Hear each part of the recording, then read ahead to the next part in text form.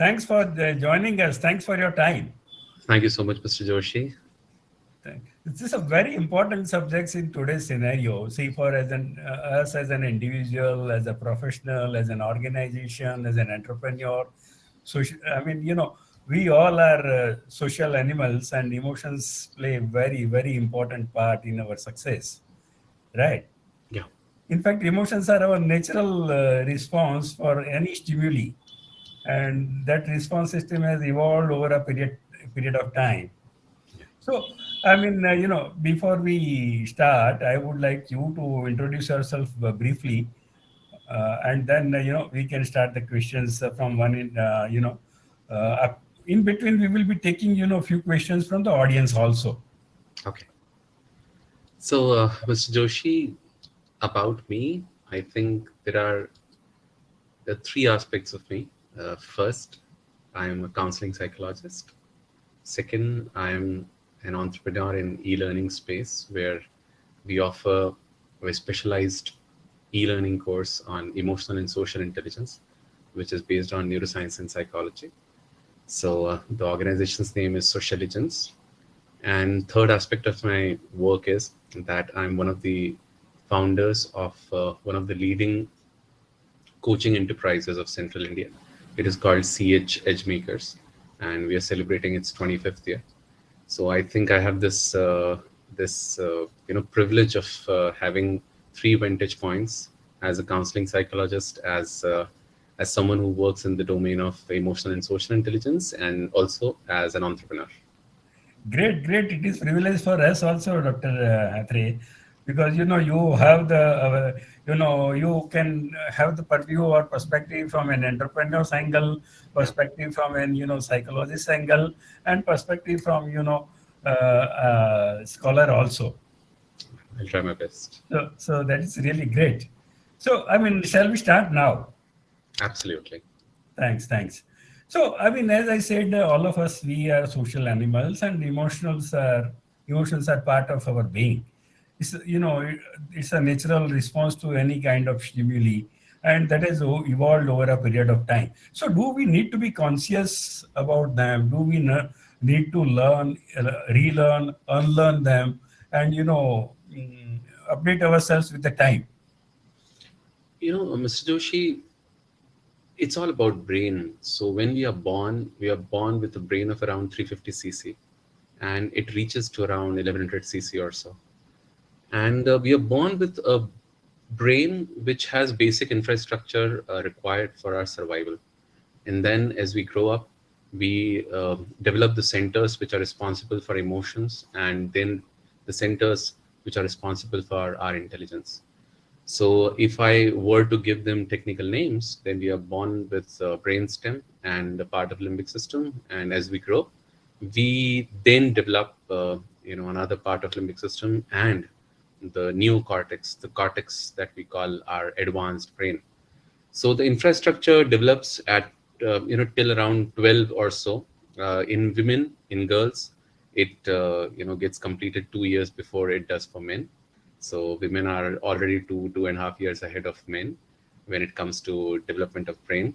And then when it comes to the wiring or connections of all the three brains, that is of our survival, emotional, and our intelligence centers, the process goes on till the age of 28, because the adolescence, called the term called adolescence, according to the last year's research, we psychologists call it till 28. So age of 28 till 13 till 12 you're a kid. Then from 13 to 19 you're a teenager, and from 19 to 28 you're still an adolescent, and after that you become adult.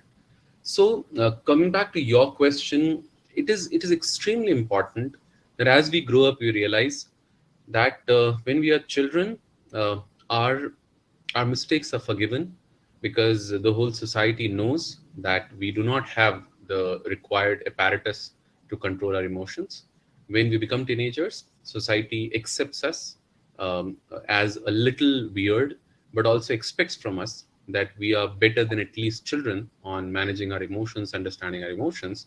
And when we reach the latter half of adolescence, and we reach our late 20s, then society not only expects but almost warrants us to become more emotionally mature, because now we are supposed to fill in for the next generation, which is now struggling with their emotional development. So of course, part of growing up is all about our ability to understand and regulate our emotions, and we are supposed to be conscious about that as we grow up. Great, great. So, lot many things will depend on what we have learned during those years, right? Yeah. So, I mean, the question, the natural question corollary is that can we relearn or unlearn those things and make ourselves more adaptable to the current requirements? Well, Mr. Joshi, when it comes to development of emotional and social intelligence, I think I'll define it for everyone who is listening so that there is a little more disambiguation of the term. Now, when it comes to emotional and social intelligence, I'll give you three definitions. One that is simpler, and then a little more complex, and then a little more complex. So, the first definition, typically a layman definition, would be that emotional and social intelligence is the skill of understanding and regulating one's own emotions and others' emotions. So you have to understand your emotions and regulate your emotions, and then you have to understand someone else's emotions and regulate that person's emotions or those people's emotions. This is emotional and social intelligence. I'll make it a little more technical. A model that we have at Socialigence, our e-learning venture, it is about three A's. So one is awareness, second is attunement, and third is adaptability.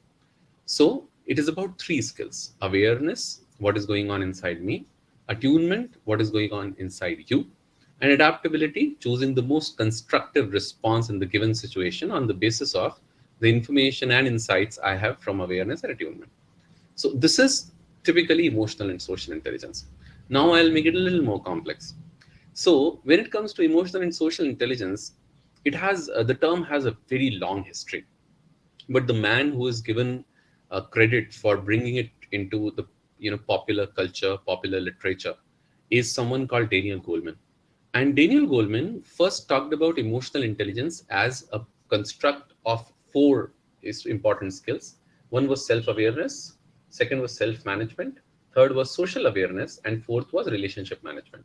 So there were four, Mr. Joshi. But then in his book that came in 1990s, it was about these four skills. But then in 2006, he came up with another book that was social intelligence. So emotional intelligence in 1990s, and social intelligence in 2006. So he kind of created a kind of divide between intrapersonal and interpersonal skills. So intrapersonal skills, that is self-awareness and self-management, they went into the purview of emotional intelligence, and interpersonal skills, social awareness and relationship management, they got into social intelligence. So in all, if you have intrapersonal and interpersonal skills of self-management and awareness, social awareness and relationship management, then you have emotional and social intelligence. So I give you three options. Well, all the people in the audience, you can take any one of the above, the one that suits your palate. Oh, great. I think nobody has any questions from the audience yet.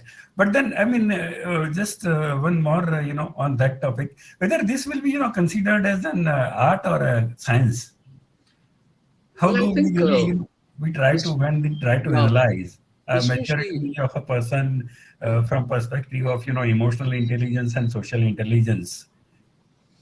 Mr. Joshi, I would call it neither science nor art, but a craft. The reason is pretty simple. When science meets art, it becomes a craft. Oh, In fact, great. if I could use two Hindi terms for that, then when kala meets vigyan, it makes vidha. So vidha is craft, And what is the difference between craft and science and art? Well, I think craft is about a skill, and any skill has an input coming from science, which gives it what and why. But then there is also a part of the skill that comes from art, which is when, where, and how. So Any skill has two components. One is what, why, that comes from science, and then how, when, and where, that is art. So science is more linear, art is more literal. So when it comes to the skill, for instance, if I have a skill of say, let me take a very, a very important skill of, say, plumbing, or of carpentry, or for that matter of an electrician. So if an electrician knows the science behind taking care of a certain fuse, then also there is always a part of it which is artistic, which is customizable, which is situational, which has to be personalized, which has to be optimized. That's why I would rather call social and emotional intelligence a craft, because you pick what and why from science, and then you pick how, when, and where from art, and together you make it craft. And the best part about craft is the more you work on it, the more it works for you. So with age, you get better at it. Oh, great, great. So we are at the intersection. Yeah, we are at it. Very, very We true. are at the intersection. We are at Oh, the section. very. I mean, you put up it so nicely. I think till today, for most of us, it would have, become an enigma how to really, define or how to understand it. But you have, put up it very nicely. I'm glad. So coming back to, I mean, how do we really, learn social and emotional intelligence after, as you said, after 20 years, our, that particular context brain development is over. How do we really acquire new skills? I mean, this will be applicable to, if you can kindly elaborate as an individual, as a professional, as well as an entrepreneur, all three contexts. Yeah. Well, I think emotional and social intelligence, as we talked about, let me go back to the first layman definition that I had discussed, Mr. Joshi. I discussed that emotional and social intelligence is a skill of understanding and regulating one's own emotions, and understanding and regulating others' emotions. So that's what it is. Now, coming to how to develop it. Now, how does anyone understand his or her own emotions?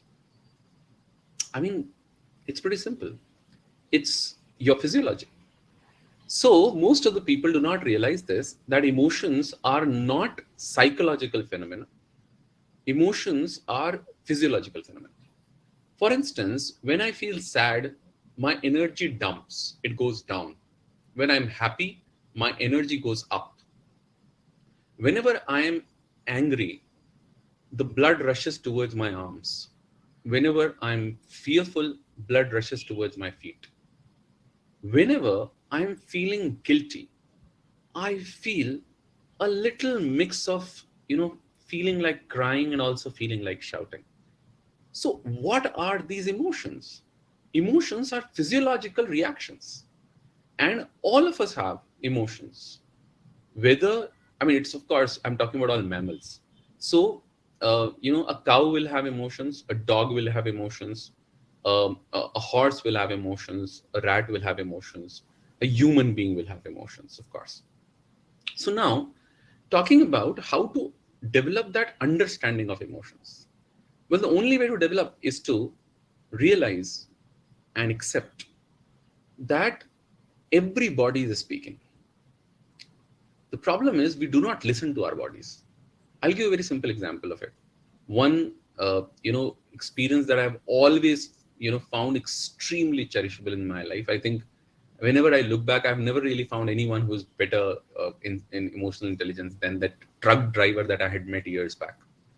So I was, traveling to a town in Madhya Pradesh, central India, and I took a lift from one of the truck drivers there, and I asked him a very important question. I asked him, "How fast can you drive?" I mean, it was a very, seemingly idiotic question, but I genuinely believe that if you ask a very intellectual question to a truck driver, he would rather prefer to increase the volume of the song which is being played rather than trying to answer your question. Yeah, So, yeah. that is a part of attunement, again, emotional and social intelligence. So I asked him, "How fast can you drive? How fast do you drive?" Of course, the conversation was in Hindi, and I'm trying to translate it. So I said, "How fast can you drive, or do you drive?" And he said, I'll actually use exactly the words, in Hindi so that it becomes a lot more authentic, because I'm finding it a little less effective when it comes to converting the dialogue in English. So I asked, "Kitna tez chala lete ho?" So he said, "Kitna tez chala lete ho matlab?" That means, what do you mean by, how fast can you drive? So I said, "No, kitna tez chala lete ho?" And he said, "Nothing. I just push the chammach, and I just push the chammach. That's it." The chammach, in their parlance, it is called accelerator, and Yeah. katori, they call it, brake. So it's of course the parlance of truck drivers of that particular region. So I said कि दबा तो देते हो accelerator, हटाते कब हो? Accelerator दबा तो देते हो पर हटाते कब हो? Right, right. And his answer was, जैसे ही दिल की धड़कन बढ़ने लग जाती है हटा लेते हैं. The moment my heartbeat rises, I kind of get my foot off the pedal. This is extremely intelligent. Look at him. He listens to his heartbeats. I often ask entrepreneurs and managers, do you listen to your heartbeats? When you are shouting at somebody who is working at a lower level, then you have to listen to your heartbeat. Because if your heartbeats are not rising, that means your role is shouting at his role or her role. But the moment your heartbeats get involved, now it is no more about a one role shouting on another. Now it's personal involvement that has got created.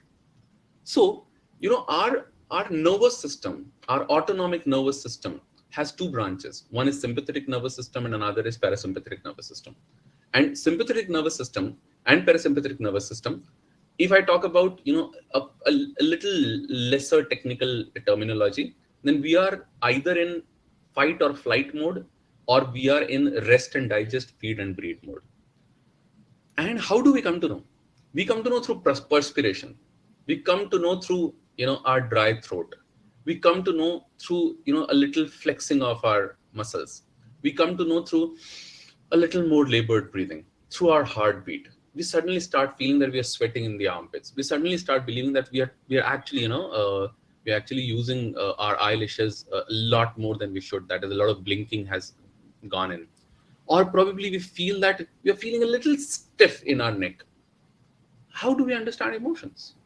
By concentrating on our body, by listening to it.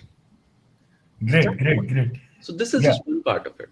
In right. fact, I often, ask people if they know anything about the way their brain works or the way their, autonomic nervous system works. Most of them would not really be aware of that.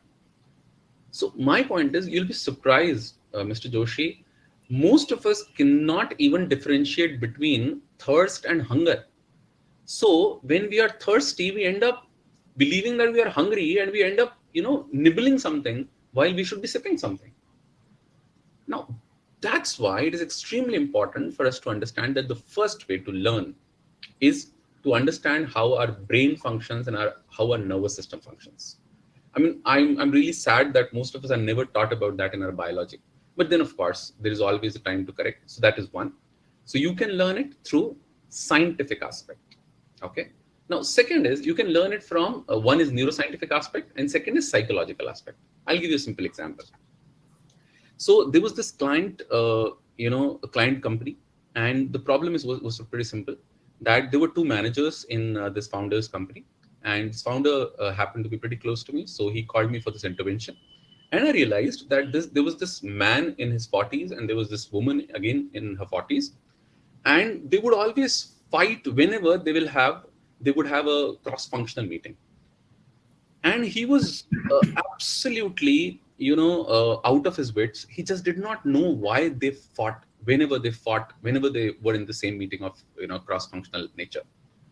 And when I talked to both of them, what I ended up realizing was something extremely interesting.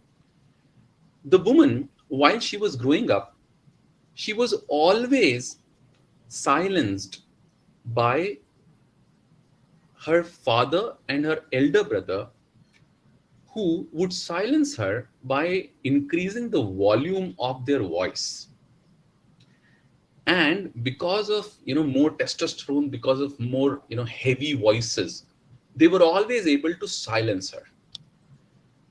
That's why whenever in their meetings, this man who had this tendency to raise his voice while he was trying to assert something this woman would suddenly get her pent up emotion triggered because of that increase in volume. In psychology, it is called transference. So there are times when our emotional past gets triggered whenever something even remotely related to it happens. Now just imagine, if you do not understand how mind functions, how would you ever really get a real grasp on emotional and social intelligence? So one is understanding, the neuroscience part of it. I mean, of course, I'm not talking about, learning neuroscience like a neurosurgeon, but of course, learning neuroscience that is actually required to understand how your brain and your nervous system works. Second is how your mind functions. And third, believe me, you may not like it, but apart from neuroscience and psychology, third is by reading and traveling. You know something, Mr. Joshi, I have always realized that those people who travel a lot, they are relatively higher on emotional and social intelligence. Because traveling teaches you something absolutely invaluable. You come to understand that there are no friends, no foes, there are only phases that come and go. You realize that there is no villain, there is no clear hero. You realize that the person you thought was an absolute, rascal, uh, suddenly helps you out of nowhere, and someone you always counted on ditches you absolutely, leaving you, in absolute dire straits. So traveling teaches you so much more about world, about people. That's why those who don't travel, they become more rigid. And those who travel, they become a little more flexible, more malleable. And this happens only because, at the end of the day, a part of emotional and social intelligence can only be learned from somebody who is emotional and socially intelligent. So, in a way, the art part of it comes only from ustads, as they call it, learning from those ustads. And how do we Right, learn from ustads? By meeting them. right. Yeah, Dr. Atre, we have some questions, so we'll take them in between. Yeah. There's a question from Anmol. How do you manage other people's expectations of your success in family? How do you know manage expectations within family members or from family members?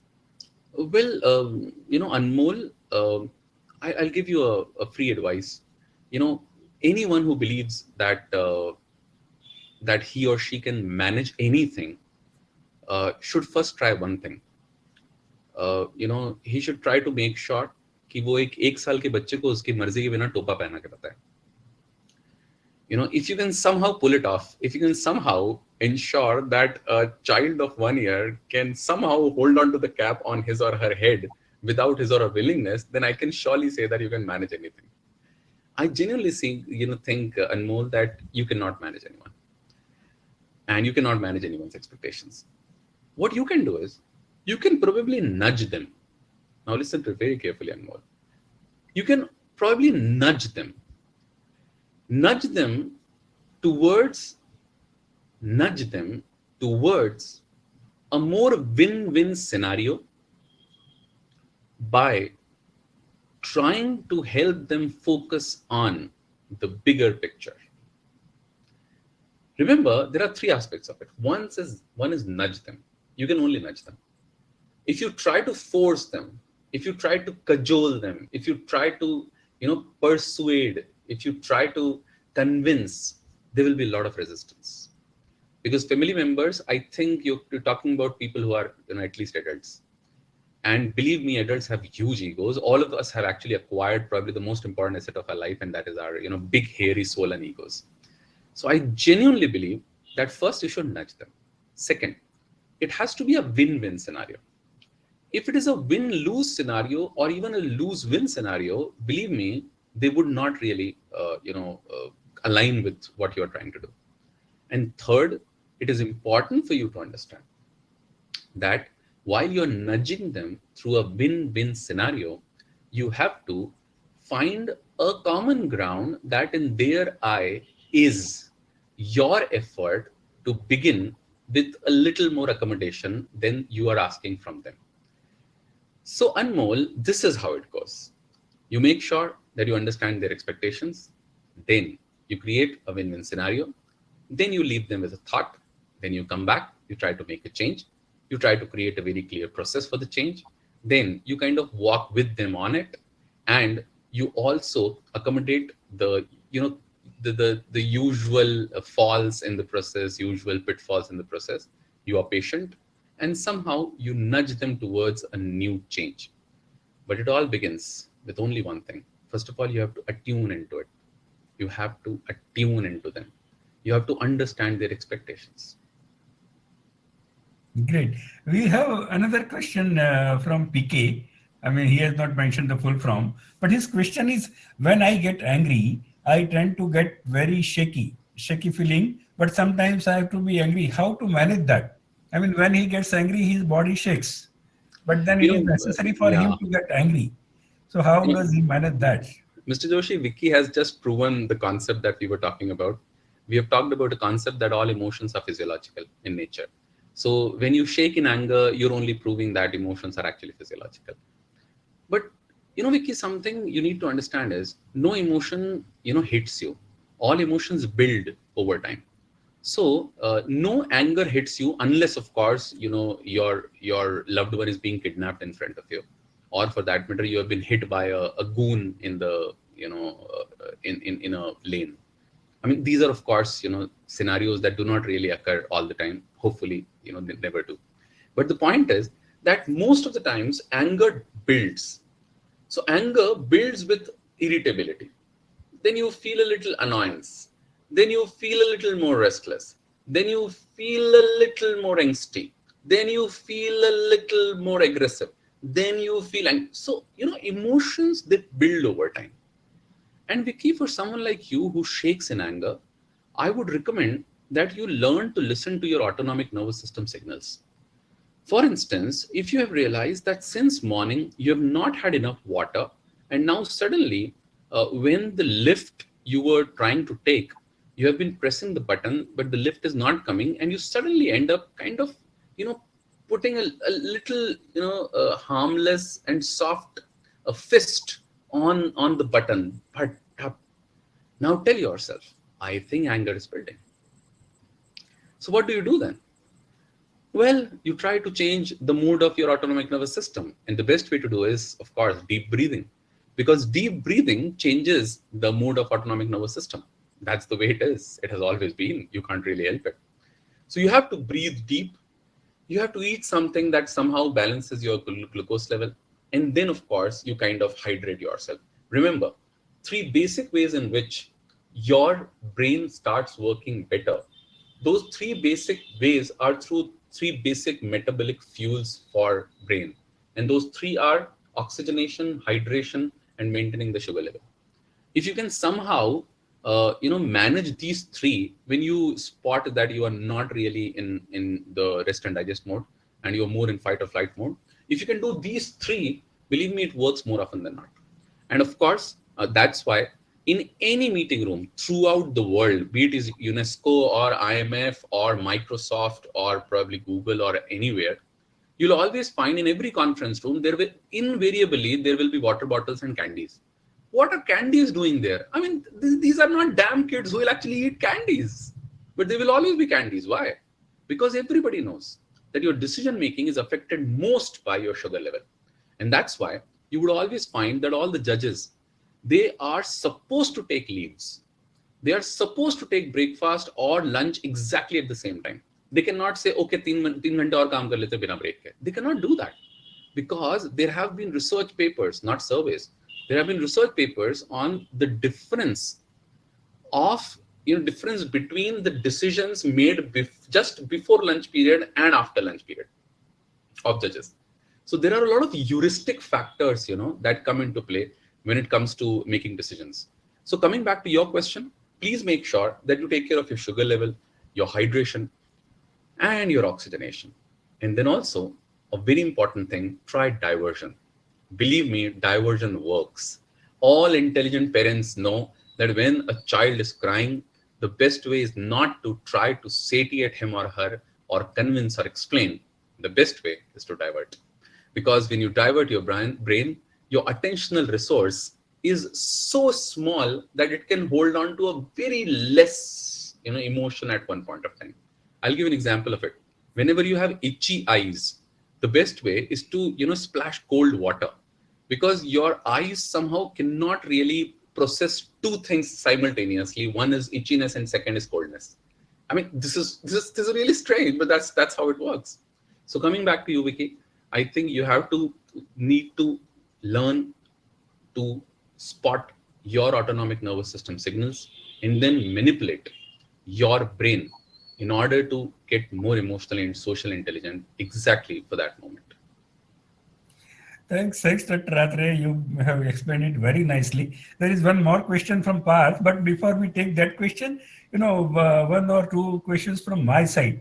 How do external and internal circumstances affect our social and emotional intelligence as an individual, as a professional, as well as an entrepreneur? Oh, I think I'll start with a very.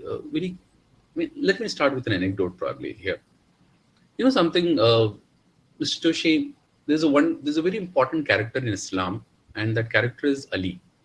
Now, Ali happens to be an extremely important character in Islam because Ali is not only cousin but also a son-in-law of Prophet Muhammad.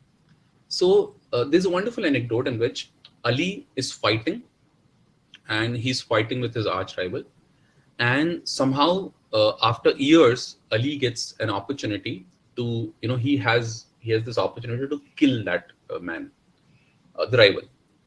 And when Ali is about to kill that man, suddenly that man spits on Ali. And when he spits on Ali, Ali stops right there with weapon in his hand. And then Ali says, "Go away. I'll kill you some other time." And he says, "I think you're making a mistake, Ali. Because if you leave me, you never know. You might not get another opportunity to kill me. Here, after years, you're getting an opportunity. Why don't you avail it?" And Ali says, "No, you go away. I cannot kill you right now." And he says, "Why?" And Ali says, probably one of the most profound things I have heard. Ali says, "I'm a warrior. I do violence without anger." I repeat the line. "I'm a warrior. I do violence without anger. And now, when you have spit on me, now I feel anger. And if in anger I kill you, I'm not a warrior." So for a Wow. warrior, even violence should be without anger. It should be out of duty. It is like a soldier. You have to kill because you want to save the motherland, but you cannot be angry about it. It's amazing.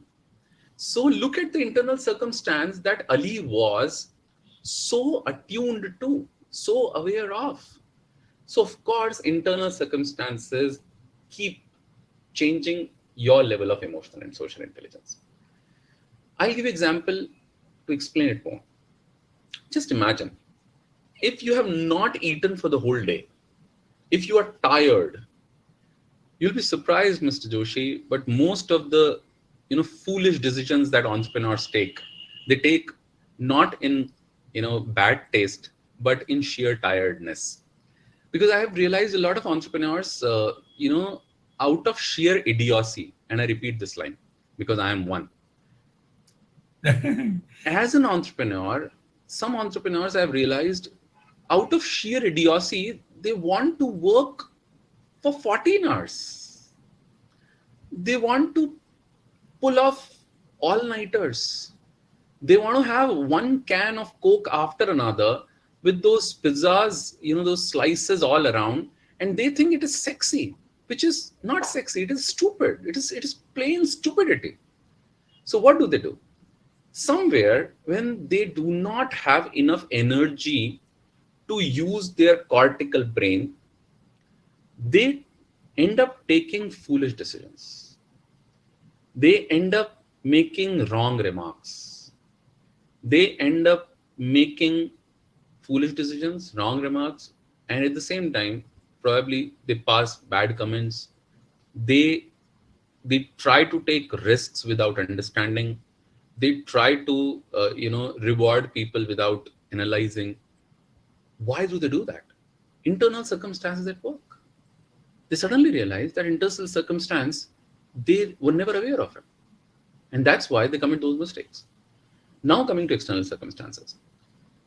Mr. Joshi, all of us probably know it intuitively that the form of intelligence required to win Nobel Prizes and the form of intelligence required to maintain a marriage are different.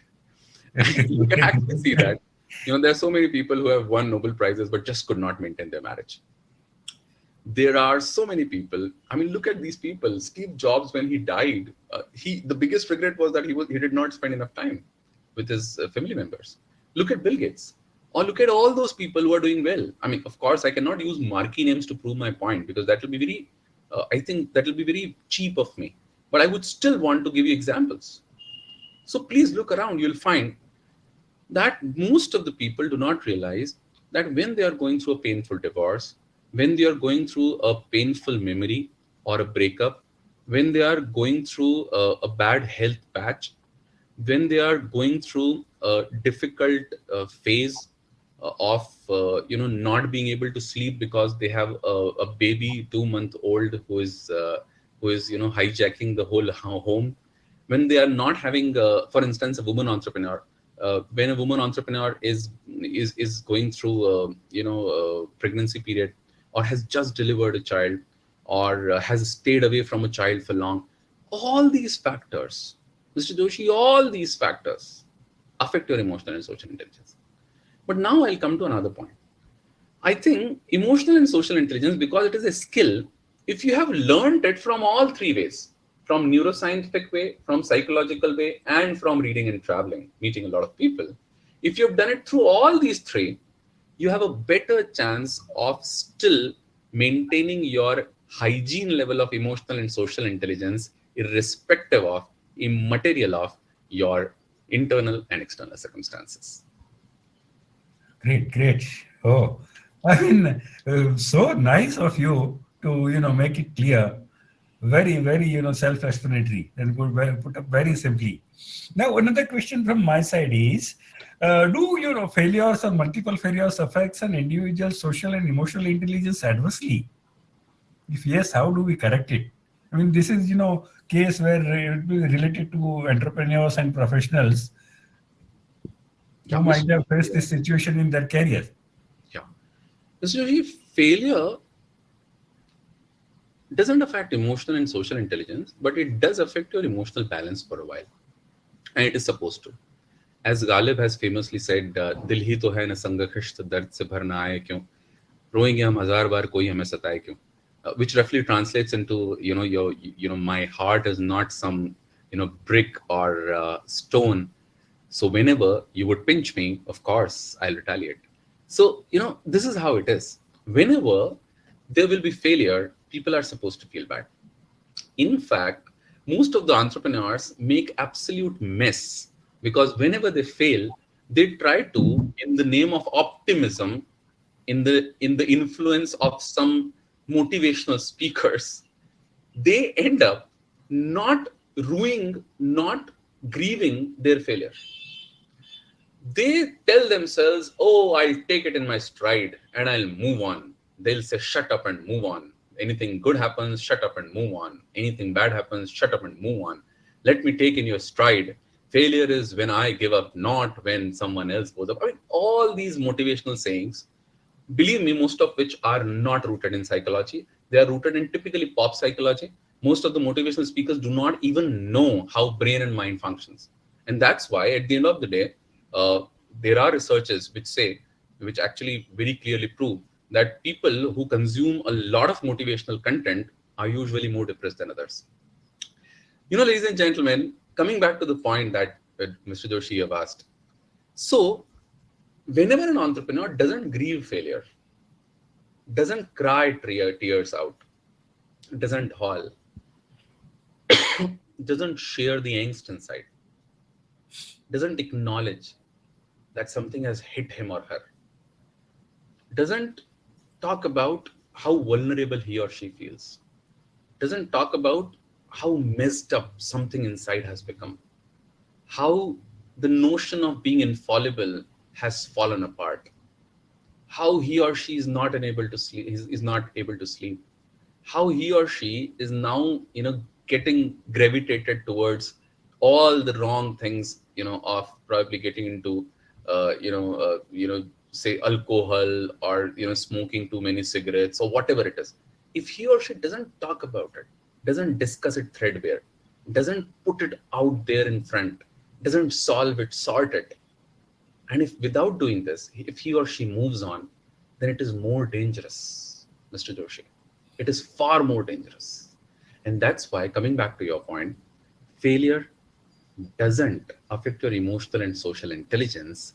Failure gives you an opportunity to use it to not feel like a failure. Oh, right. Got it, Dr. Atre. Now we'll take two questions. There are two questions. One is from Parth. He says people usually say emotions take over when we are hit by dopamine or adrenaline. But if we will think rationally, we should be more focused on stable thinking than kind of which contradicts with emotional psychology of survival. What are your views on that? But I think Parth is referring to probably an era when we were little unsafe in life. So when we were unsafe in life, Parth, at that time we really required dopamine or adrenaline. And in fact, I don't think dopamine is a very good example here. I think cortisol would be a better example, because cortisol and adrenaline, they are basic stress hormones, with due respect to others. I genuinely believe, Parth, that in an era when we were not safe. For instance, let's talk about savannas of Africa. When we were not the cooks, we were the food. At that time, I think these hormones had a very important role to play. And the basic psychology of survival, I think this is the term that he has used, Mr. Joshi. Yeah. That is the term he has used. Yeah, so the basic psychology of survival, I genuinely think at that point of time, these chemicals, these neurochemicals, neurotransmitters, hormones, they're all different. Huh? For instance, oxytocin is a hormone as well as neurotransmitter. But there are, hormones which are just hormones. There are neurotransmitters, only neurotransmitters. There's a difference. Neurotransmitters get secreted between our neurons, that is in a space called synapses, and in hormones, glands are involved. So the whole body experience is there in hormones. So coming back, the basic psychology of survival aligns with secretion of cortisol and adrenaline more in an era when we were unsafe. But look at us, Parth. Most of us have enough money in our saving bank account to get us through at least 1.5 or 2 years of life. Most of us are not being chased by saber-toothed tigers.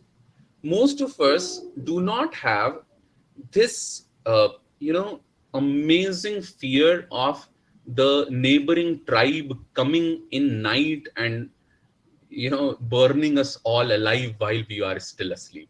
I mean, Yeah, none of us has that kind of an unsafe environment now. And yeah. that's why the secretion of these hormones or neurotransmitters are a little too out of place. It is a little too misplaced, a little too exaggerated. And that's where emotional and social intelligence comes into play. I Yeah. I don't know whether meditation is something that I cannot recommend, because I've not really done that. As a psychologist, I've not really till now explored meditation. But of course, I have great respect for meditation. And there is a line which I heard about meditation, which I loved. I mean, absolutely loved, Mr. Joshi. The line was that every day, look at the line. I mean, of course, it's not my line. Every day, my mind makes a mountain out of molehills. And every night, I meditate to make them molehills again. It's a Oh, beautiful way to put it. I yeah. think somebody has said it in context of meditation, but I would like to say it in context of emotional and social intelligence. So every day, your mind will make mountain out of molehills, and you should utilize your emotional and social intelligence to make them molehills again. Thanks. By the way, I practice pranayama and Oh, it works. Oh, pranayam is wonderful. I mean, pranayam, of course, is different from meditation, because Yeah. pranayam is a part of it, and pranayam has an amazing ability to change your autonomic nervous system, Mr. Joshi. It is Yes. amazing. It is amazing. Pranayam is amazing. It works. So there is one question from Yusuf. How do we, learn to be more practical, sir? How do we keep ourselves away from emotional attachments? Well, Yusuf, why do you want to stay away from emotional attachment? Because what is the fun like in life? We'll be robots. Yusuf, I understand your pain. And I also probably understand where you're coming from in terms of, saying that it is good to be practical rather than emotional. But Yusuf, allow me to make just a little, tweak into your question. Let me, you know, introduce two terms here. Now, these two terms, Yusuf, are actually used in very layman ways, in very ordinary ways in our day-to-day conversations. But both of them have a certain connection with psychology. And I'm not talking about pop psychology. There's a difference between psychology and pop psychology because, there are so many books like You Can Win and Count Your Chickens Before They Hatch, and which are actually pop psychology books, or probably understanding of conscious subconscious mind and everything. Mr. Joshi, I'll use this platform to say something about what we are reading. Please do that. Mr. Joshi, I have a big problem with what we are consuming as content these days. A lot of content that we are consuming all across the platforms, all across the world. We don't realize that जिस ज्ञान के पीछे विज्ञान नहीं हो उसका संज्ञान नहीं ले सकते. So when a knowledge doesn't have a backing of science, you should still stay skeptic towards it. I'm not saying you reject it, but at least question it. Now, after expressing my angst, coming back to the question. So, Parth, two terms are emotional and sentimental. Okay, and these are two different things. I'll recommend, as a counseling psychologist and as a so-called expert in emotional and social intelligence, I'll recommend that you should be extremely emotional, but you should not be sentimental. What do you mean by that? So, emotional person, what is the characteristic of emotional person? Yusuf, I'll explain it to you. The characteristic of emotional person is that whenever an emotion comes, he or she lives it and then leaves it. So the best way to live life is not Gio or Jine do, it is to Gio or Jane do. That means you live it and then you leave it. So what is the typical response of an emotional person? Emotional person, he or she would live that and then will leave that. But sentimental person, Mr. Joshi, normally commits the cardinal sin of psychology. He or she lives it and then holds on to it. Lives it and holds on to it. He doesn't leave it. And that is a sentimental person. So you should not be sentimental, you should be emotional. Now I'll give you example of, I'll give you a little more input on that, Mr. Joshi. Please. A lot of people ask me how to be a sorted person. How to be a sorted person. Suljha hua kaise rehna. So what is the typical characteristic of a sorted person? So there is a stimulus, there is a response, isn't it, Mr. Joshi? A stimulus, a response. Yeah. So a stimulus comes and a response comes. So your response is stimulus from, say, environment. So a stimulus comes, jaise maan lijiye somebody has abused you, somebody has used an abusive word for you, not abused you. That's a very different way of looking at it. Somebody has used an abusive word or somebody has scolded you. Now, this is stimulus and your response. You feel bad about it. You kind of, talk back at him or her. But look at this. A sorted person should do what? When stimulus comes, response comes. When stimulus disappears, response should also disappear. Isn't it? Yes. Stimulus, Well, response, well said. stimulus gone, response gone. Stimulus comes, response comes, stimulus gone, response gone. But somebody who is messed up, somebody who's not sorted, what does he or she do? Stimulus comes, response comes, stimulus goes, response stays. Yes. And that creates a havoc. And that creates a havoc because now you're a sentimental person. Yes. And that's where things get messed up. So Yusuf, I hope, Mr. Joshi and I could explain that properly. Great. So there is one more question from Akshara, but we will be taking it little later. Just two more questions from my side. Does upbringing and family background affect an individual's social and emotional intelligence? Oh, hugely, Mr. Joshi. undoubtedly.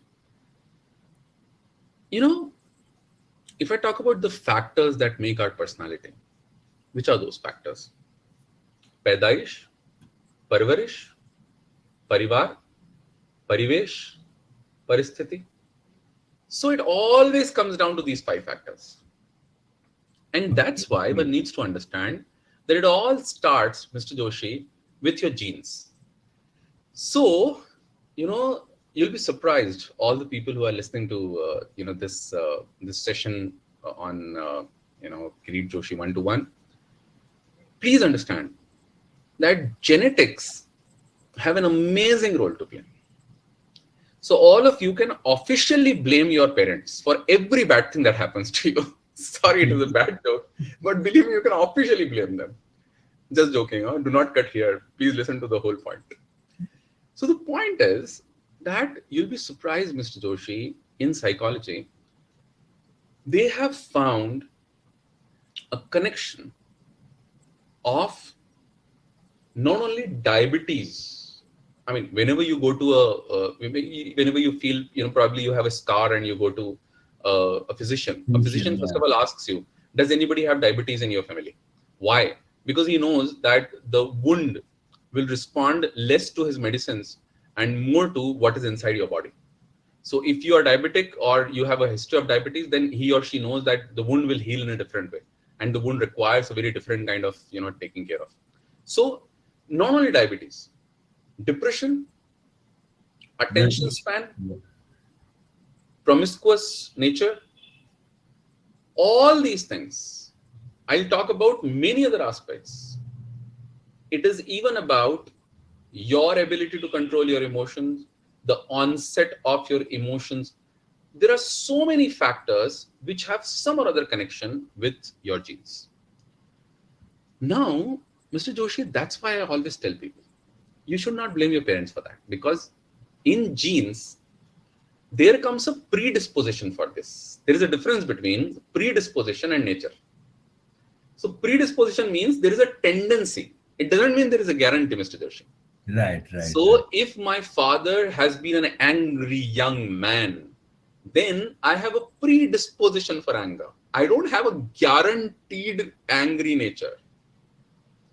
So because I know there is predisposition of anger, what would I do? I would be more careful about it.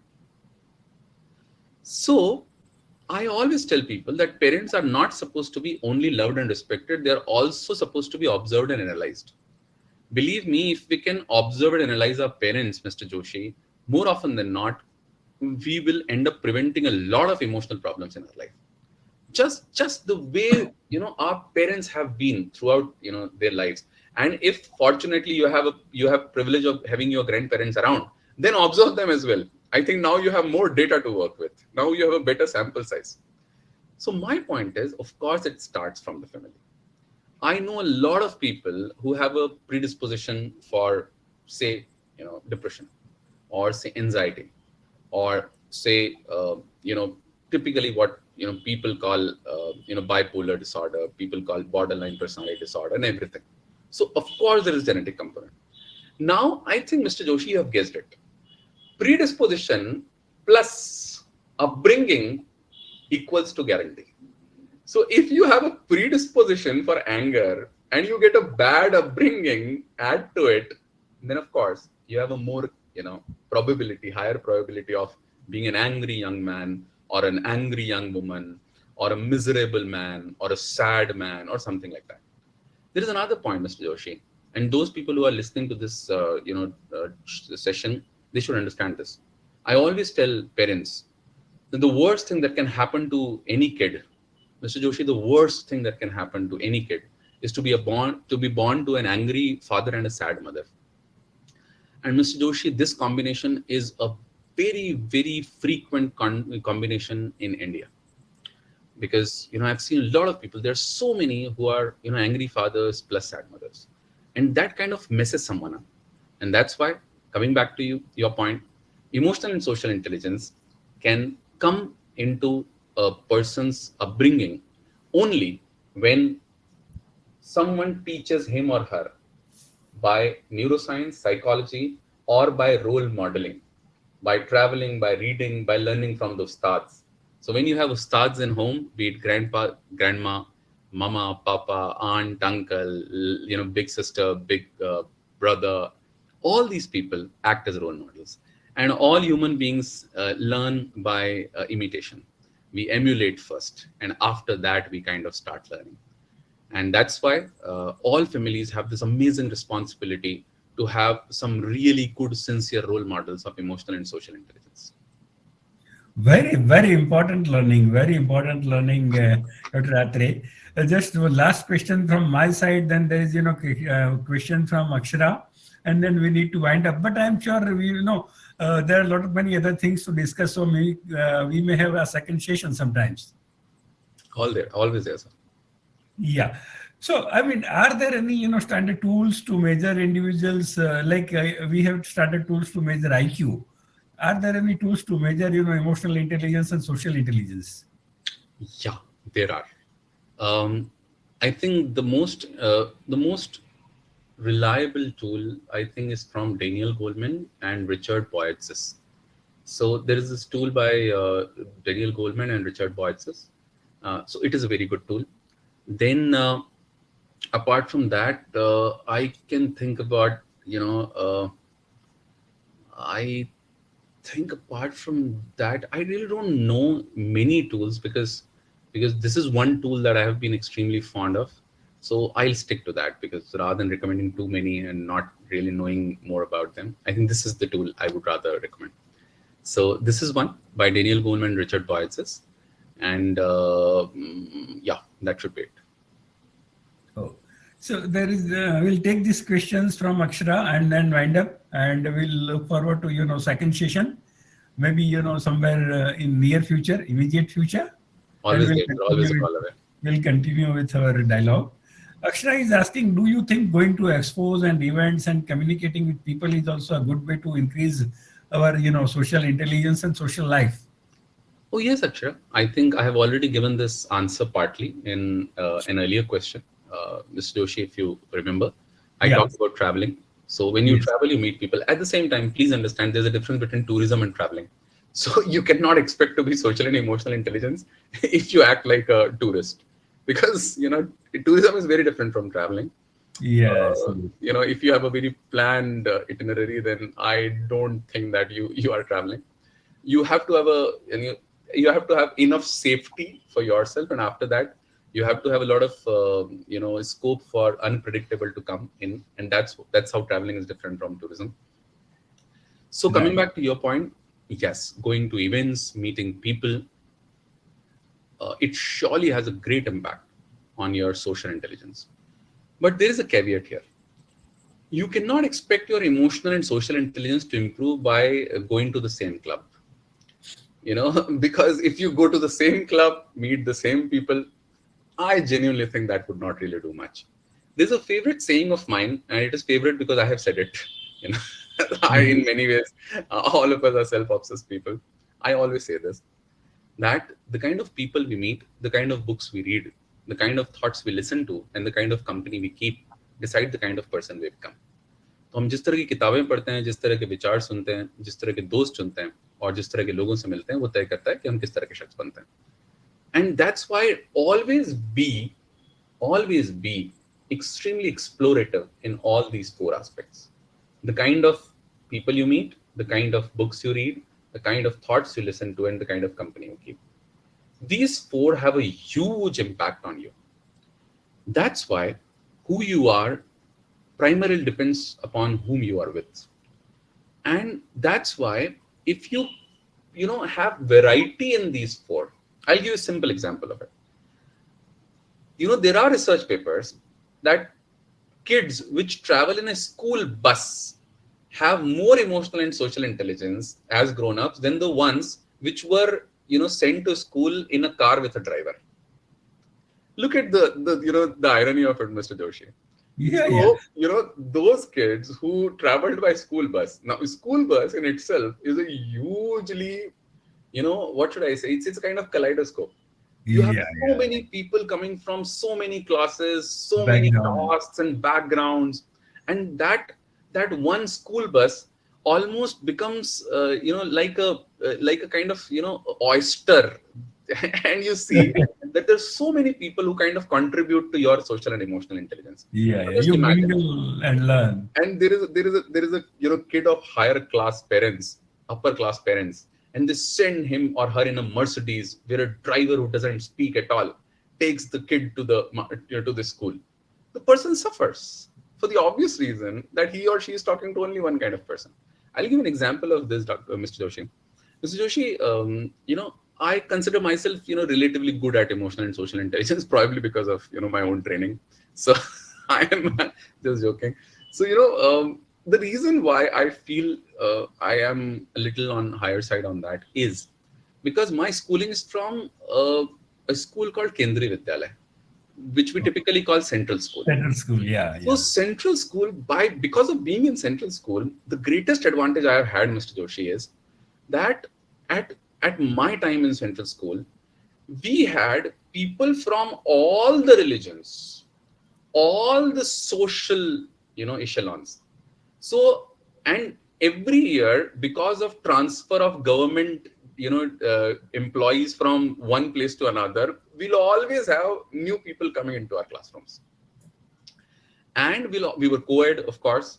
So I had son of a GM, probably, and I also had, daughter or son of a probably the most humble level of, workers. Yeah, yeah, And yeah. all of us were together. It was a potpourri. It was a kaleidoscope. And I think that makes you a lot more open. Right, right, right. So just one last request. Sandeep is asking, sir, for repeating the name of the tools you have mentioned. So if it is you are It is comfortable, Daniel Goleman and Richard Boyatzis. if you can type it out in the Yeah, chat. I think I can, of course. Can you do it for me, Mr. Joshi? Because I'm finding it, I think I'm on full screen mode or something like that. Okay, can you spell So it out? I can see that. I see the chat. I'll Okay, do that. okay. I'll do that, Mr. Joshi. So I think I said it a little too soon because I cannot see the window. You'll have to type it, sir. So it is Daniel Goleman, Daniel, Daniel, Daniel Daniel, Goleman, Goleman. Goleman Yeah. And then Richard, Richard, Richard and Boyatzis, Boyces. Boyces Atzis. Yeah, Richard Boyatzis. I Okay. think, Sandeep, you got the answer. Okay, okay, okay. So with that, I mean, we are just already running out of the time. We are taking, so with that we will wind up. And thank you very much. It was, very important learning for me too, and for I hope everybody, all who have attended, have learned something and taken something back. Let's hope to get connected with Dr. Atre again very soon in immediate future. I'll keep you all of you posted. Thanks for joining. Thank you so much, Mr. And Joshi. have a Thank you, nice everyone who time. attended. Good night. Good night. Yeah. Bye. Bye bye. Bye.